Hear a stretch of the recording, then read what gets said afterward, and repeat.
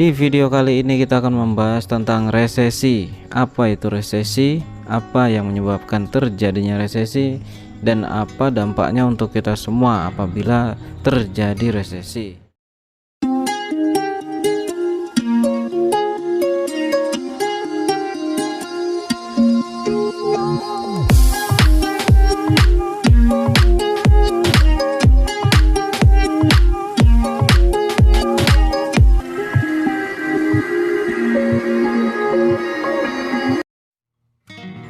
Assalamualaikum warahmatullahi wabarakatuh. Salam sejahtera dan salam sukses untuk kita semua. Semoga kita selalu diberi kesehatan, keselamatan, dan rezeki yang melimpah. Amin. Selamat datang di Kedai Investasi, channel yang membahas tentang bisnis dan investasi. Tidak lupa untuk mohon bantuannya agar menekan tombol like dan subscribe-nya, karena like dan subscribe itu gratis ya guys ya. Di video kali ini kita akan membahas tentang resesi. Apa itu resesi? Apa yang menyebabkan terjadinya resesi? Dan apa dampaknya untuk kita semua apabila terjadi resesi?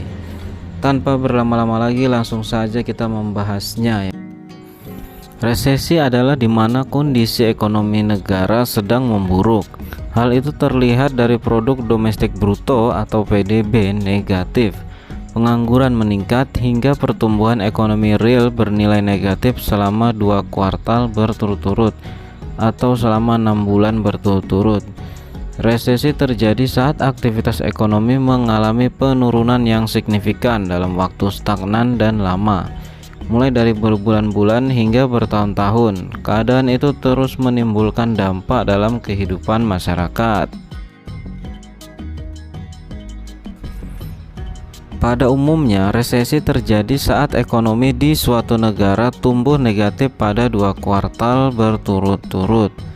Seperti yang diketahui pada tahun 2020 lalu, dunia mengalami resesi akibat terjadinya pandemi COVID-19, sehingga menyebabkan berkurangnya beberapa lapangan pekerjaan serta tidak sedikit pegawai yang dirumahkan.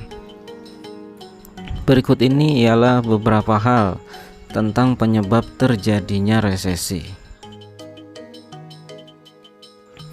Yang pertama ialah adanya guncangan ekonomi yang mendadak, seperti saat dunia dilanda pandemi COVID-19 adalah salah satu penyebab dari resesi ekonomi. Hal ini ditandai dengan lemahnya daya beli masyarakat akibat kesulitan finansial.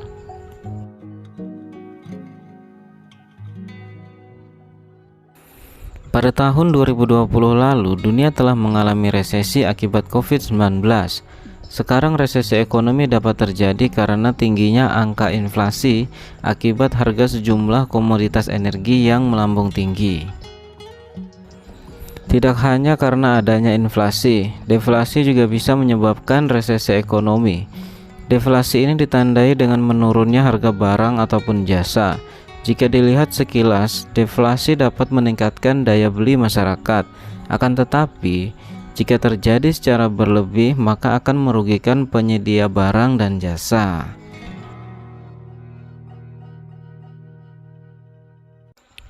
Inflasi yang melambung tinggi menyebabkan bank sentral menaikkan suku bunganya. Permasalahannya, dua hal tersebut dapat diperparah dengan daya beli yang mulai menurun dan dapat menjadi pemantik terjadinya resesi ekonomi. Ciri-ciri terjadinya resesi ekonomi. Ciri-ciri yang pertama ialah pertumbuhan ekonomi yang negatif. Resesi ekonomi dapat terjadi ketika pertumbuhan ekonomi di suatu negara berlangsung secara negatif hingga pada angka 2 kuartal berturut-turut.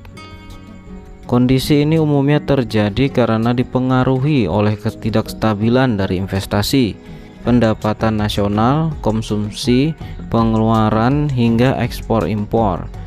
Jika hal tersebut terjadi terus-menerus dalam jangka waktu yang sangat lama, maka resesi akan sulit untuk dihindari. Ciri-ciri resesi yang kedua ialah produksi dan konsumsi yang tidak seimbang. Jika kegiatan produksi yang berlebih, maka stok sebuah barang akan terus menumpuk. Sementara itu, Jumlah konsumsi yang lebih banyak dengan produksi akan berpotensi mendorong impor yang besar-besaran. Kondisi produksi dan konsumsi yang tidak seimbang maka akan dapat menyebabkan pengeluaran melambung tinggi dan laba perusahaan di dalam negeri semakin menipis. Ciri-ciri resesi yang ketiga ialah menurunnya lapangan kerja. Menurunnya lapangan pekerjaan membuat meningkatnya angka pengangguran dan menunjukkan lemahnya pertumbuhan ekonomi di suatu negara. Jika hal ini terjadi, maka akan menyebabkan tingkat kriminalitas yang tinggi. Karena semakin banyak perbuatan kriminal di negara tersebut, maka dapat membuat investor kehilangan kepercayaan untuk menanamkan modal dan pada akhirnya suatu negara berpeluang untuk jatuh ke jurang resesi. Dampak dari resesi ekonomi. Yang pertama, dampak dari resesi ekonomi untuk perusahaan. Bisnis berpotensi bangkrut saat terjadi resesi. Ketika terjadi resesi, daya beli masyarakat menurun dan pendapatan perusahaan akan semakin kecil. Kondisi ini yang akan mengancam kelancaran arus kas. Perang harga lantas menjadi opsi perusahaan agar terhindar dari kebangkrutan. Namun, langkah ini membuat keuntungan akan menurun dan harus ditambal dengan melakukan efisiensi.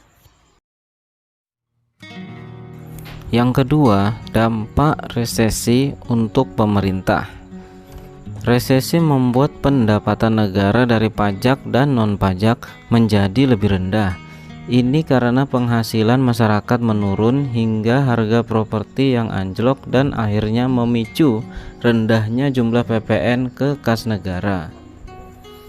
Ketika pendapatan negara sedang merosot, pemerintah tetap dituntut membuka lapangan kerja yang sebanyak-banyaknya karena jumlah pengangguran yang meningkat. Akibatnya, pinjaman ke bank asing akan meningkat juga. Yang ketiga, dampak resesi terhadap pekerja. Menutup area bisnis yang kurang menguntungkan dan memotong biaya operasional berarti melakukan PHK kepada banyak pekerja. Jika banyak terjadi PHK, berarti pengangguran semakin meningkat, padahal mereka dituntut untuk terus memenuhi kebutuhan hidup di tengah resesi ekonomi. Itulah beberapa penjelasan mengenai resesi agar kita semua siap menghadapi resesi di tahun 2023 nanti. Oke sobat sukses, sampai di sini dulu videonya. Jika ada pertanyaan, kritik, saran, langsung saja tulis di kolom komentar di bawah ini ya.